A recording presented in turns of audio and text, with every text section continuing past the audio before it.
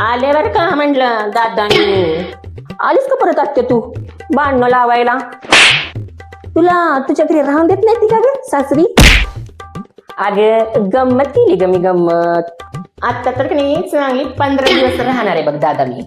अगं आता 4 दिवसापूर्वी गेली होतीस ना चांगली 2 महिने राहून.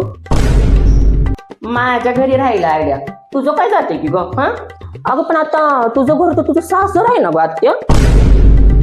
ही पण माझंच घर आहे आणि ती पण माझंच घर आहे कळलं का? अगं बाई म्हणजे दोन्ही घरं लुबाडतीस का आत्ता? हे पण आणि ते पण. चांगली बनीलायस की ग तू. खरं सांग मला आत्या तू तुझ्या सासरपेक्षा हे तर का राहतेस ग जास्त? तुला कंटाळेल का ग तुझ्या सासरची? असं काही नाही माझ्या सासरच्यांचं माझ्या लईच प्रेम आहे. मी तर लाडाची सुने बाई माझ्या सासरच्यांची. चांगला जोक मारलंस की ग आत्या. चांगली कॉमेडी जमती बरं का तुला. पण एक आहे बरं का आई, दादाला वहिनीला अगदी मोठे ठेवलंय म्हणलं. हा एक शब्द पण फुटत नाही दादाचा वहिनीच्या समोर. हा मग स्वतःच्याच नवऱ्याला हातात ठेवलाय मम्मीनं, बाहेरच्या नवऱ्याला नाही ठेवलेलं.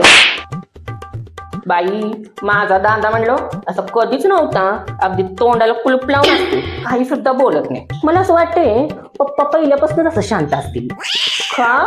अगं तू एवढी चपाट चपाट चपाट चपाट बोलत असतीस, माझ्या पप्पासनी कधी बोलायला मिळालंच नसेल भैया. अगं एवढी जीप चालते तुझी चुरू चुरू चुरू चुरू कात्री सारखं. स्वतः शिकल्यास का आईने शिकवल्या तुझ्या? तू एवढी वायफाय बडबड करतीस, तू स्वतः शिकल्यास का कोणी शिकवल्या तुला? बाई आजच्या ह्या पुरी हा ह्यांच्या जिब्बला हाड आहे का नाही आयो? नुसत्या थोबाड चालवते त्या पटापट पटापट पटापट. अगं मी तर नुसती थोबाड चालवत्या, तुझ्यासारखी भांडणं लावत नाही फिरत घरोघरी. याच्याच मुळं ही तर राहू वाटत नाही बघा अजिबात मला. मग जा की तुझ्या घरी, कुणी थांबवलं बया तुला?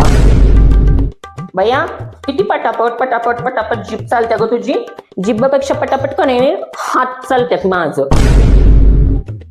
अगं म्हणजे काम करायला ग, काम करायला. तसं पण दुसऱ्यांच्या घरात बसून आई तो खायला जमतच नाही बघ मला. हा सगळं कळतंय मला.